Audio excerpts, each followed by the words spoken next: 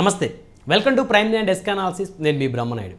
మొత్తానికి భారతీయ జనతా పార్టీ సైతం కూడా టీడీపీ జనసేన కూటమితో కలిసి ఎన్నికలకి వెళ్లేందుకైతే రంగం సిద్ధం చేసుకున్నట్టు తెలుస్తోంది. ఇప్పటికే ఆంధ్రప్రదేశ్లో టీడీపీ జనసేన కూటమి ఏకపక్ష సమావేశాలు కూడా నిర్వహించుకున్న పరిస్థితి ఉంది. టీడీపీ జనసేన సమన్వయ కమిటీలు సమావేశాలతోటి ఆ రెండు పార్టీలు అయితే ప్రజల్లోకి అయితే స్పీడ్గా వెళ్తున్న పరిస్థితి ఉంది. అయితే ఎవరు ఎన్ని స్థానాల్లో పోటీ చేస్తారనే దాని మీద అయితే ఇంతవరకు కూడా స్పష్టత రాలేదు. ఇప్పటికే అనేక దఫాలుగా అటు టీడీపీ అధినేత జనసేన అధినేతలు ఇద్దరు కూడా అనేక దఫాలుగా కూర్చొని చర్చించుకున్నప్పటికీ కూడా ఎన్ని స్థానాలు అనేటువంటి అంశాన్ని అయితే ఇంతవరకు బహిర్గతం చేయలేదని చెప్పుకోవచ్చు.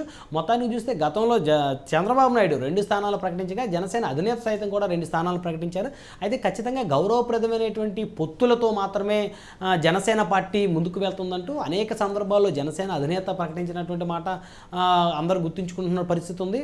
అదేవిధంగా చూస్తే ప్రస్తుతం జనసేన పార్టీ ఏదైతే ఉందో ఖచ్చితంగా 40కి పైగా స్థానాలు అసెంబ్లీ స్థానాల్లో పోటీ చేస్తుందని, అదేవిధంగా దాదాపు 6 నుంచి 7 పార్లమెంట్ స్థానాల్లో పోటీ చేస్తుంది అనేటువంటి ఒక బలమైన ఆత్మవిశ్వాసాన్ని నమ్మకాన్ని జన సైనికులు ఇప్పుడు కూడా పెట్టుకున్నారు. ఎందుకంటే అనేక సందర్భాల్లో గౌరవప్రదమైన పొత్తులకే జనసేన పార్టీ ముందుకు వస్తుంది అని జనసేన అధినేత ఏదైతే చెప్పారో ఆ మాట ఇప్పటికీ కూడా జన సైనికుల మనసులో మెదులాడుతూనే ఉందని చెప్పుకోవచ్చు. అయితే భారతీయ జనతా పార్టీ కూడా ఈ 2 పార్టీల కూటమిలో కనుక చేరితే 10 పార్లమెంట్ స్థానాలను, అదేవిధంగా రిపీట్ భారతీయ జనతా పార్టీ కూడా టీడీపీ జనసేన కూటమిలో కనుక చేరితే 10 అసెంబ్లీ స్థానాలతో పాటు 5 నుంచి 7 పార్లమెంటు స్థానాలు ఆశిస్తున్నట్టు తెలుస్తోంది.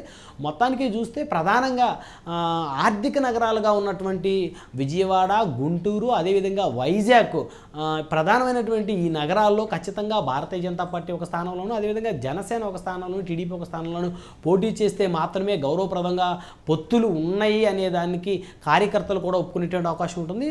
అయితే ఇప్పుడు వైజాగ్ పార్లమెంట్ మీదే అందరూ దృష్టి పడింది. ఎందుకంటే వైజాగ్ అనేది రాజకీయ రాజధాని అని చెప్పవచ్చు. మొదటి నుంచి కూడా వైజాగ్ క్యాపిటల్ సిటీ కావాలని కోరుకున్నటువంటి వ్యక్తులు కూడా ఉన్నారు. జగన్మోహన్ రెడ్డి సైతం 3 రాజధానులకు సంబంధించినటువంటి ప్రస్తావన తీసుకొచ్చిన క్రమంలో వైజాగ్ని పరిపాలనా రాజధాని చేస్తా అని చెప్పేసి గతంలో అనేక సందర్భాల్లో కూడా ప్రకటించారు. అయితే వైజాగ్ సంబంధించి ప్రధానంగా కనుక చూస్తే ఇక్కడ తెలుగుదేశం పార్టీ గతంలో 4 ఎన్నికల్లో ఇక్కడ తెలుగుదేశం పార్టీ వైజాగ్ పార్లమెంట్ మీద జెండా ఎగరలేదని చెప్పొచ్చు. ప్రత్యేకించి చెప్పాలి అంటే వైజాగ్ పార్లమెంట్ కింద ఉన్నటువంటి 7 అసెంబ్లీ స్థానాలు, వాటిలో భీమిలి, గాజువాక, అదేవిధంగా ఎస్కోట, వీటితో పాటు Vizag east, west, Vizag north, south దాదాపు 7 అసెంబ్లీ స్థానాలు ఉన్నటువంటి వైజాగ్ పార్లమెంట్ కింద Vizag east, west, Vizag north, south ఈ 4 అసెంబ్లీ స్థానాలు కూడా తెలుగుదేశం పార్టీ కైవసం చేసుకున్నప్పటికీ కూడా పార్లమెంటు స్థానాన్ని 2019లో తెలుగుదేశం పార్టీ కైవసం చేసుకోలేకపోయింది. దాదాపు 4 ఎలక్షన్స్ అయితే ఇక్కడ తెలుగుదేశం పార్టీకి వైజాగ్ ప్రజలైతే పార్లమెంటు పట్టం కట్టేటువంటి పరిస్థితులు అని చెప్పొచ్చు. కాబట్టి వచ్చే ఎన్నికల్లో ఖచ్చితంగా ఇక్కడి నుంచి భారతీయ జనతా పార్టీ పోటీ చేయాలి, లేదంటే జనసేన పోటీ చేయాలనే దాని మీద అయితే 3 పార్టీలు చెందినటువంటి నేతలు అయితే చర్చించుకున్నారు.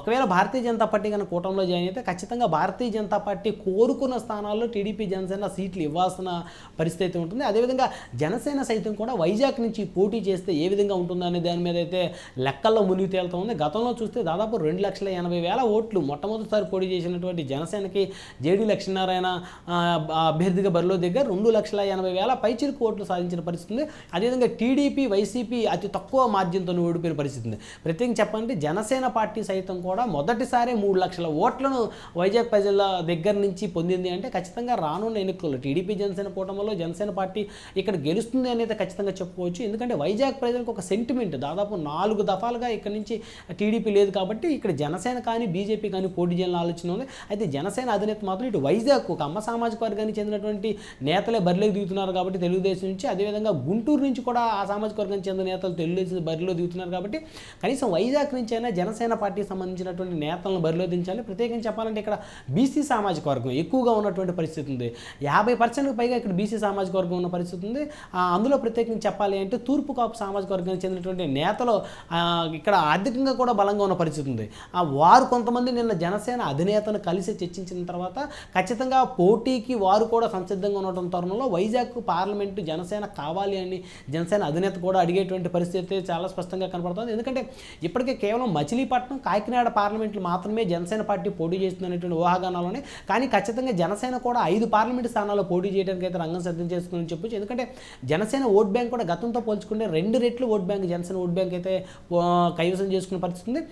గ్రాఫ్ అయితే పెరిగిందని చెప్పుకోవచ్చు. సో కాబట్టి ఓట్ బ్యాంకు లేనటువంటి భారతీయ జనతా పార్టీ ఆంధ్రప్రదేశ్లో 2019 కేవలం 1% ఓట్ బ్యాంక్ అని కనబరిచినటువంటి భారతీయ జనతా పార్టీ సైతం 5 నుంచి 7 పార్లమెంట్ స్థానాలు అడుగుతున్న నేపథ్యంలో జనసేన సైతం కూడా 5 పార్లమెంట్ స్థానాల్లో పోటీ చేయాలనేటువంటి ఆలోచన ఉందని స్పష్టంగా తెలుస్తోంది. అయితే వైజాగ్ మాత్రం 4 అసెంబ్లీ స్థానాలు గెలిచి పార్లమెంటు ఓడిపోయినటువంటి టీడీపీ వైజాగ్ పార్లమెంటుగా ఒక బలమైనటువంటి ముద్ర అయితే వేసుకుందని చెప్పుకోవచ్చు. ఎందుకంటే ఇదివరకు ఎప్పుడు కూడా 4 అసెంబ్లీ స్థానాలు గెలిచి పార్లమెంటు ఓడిపోయిన పరిస్థితి చాలా తక్కువగా ఉందని చెప్పొచ్చు. అయితే ఇందులో ప్రత్యేకించి చెప్పాలంటే వైజాగ్ టీడీపీ ఆ రికార్డుని అయితే నమోదు చేసింది.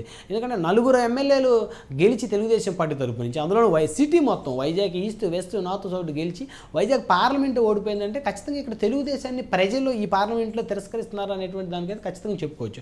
ఎందుకంటే టీడీపీ జనసేన కూటమి కలిసిన తర్వాత అభ్యర్థి ఎవరైనప్పటికీ కూడా ఖచ్చితంగా వారైతే వన్ సైడ్ అవుతుంది. కాబట్టి ఖచ్చితంగా జనసేన పార్టీ ఇక్కడ విశాఖపట్నంలో జనసేన కాస్త మైలేజ్ ఉంది కాబట్టి, ఎందుకంటే గత ఎన్నికల్లో సైతం ఇక్కడ 3 లక్షల ఓట్లు సాధించింది కాబట్టి ఇక్కడి నుంచి పోటీ చేసి ఈ సీటు తమ ఖాతాలో వేసుకోవాలనేటువంటి ఆలోచనలు అయితే జనసేన అధినేత ఉన్నట్టు తెలుస్తూ ఉంది.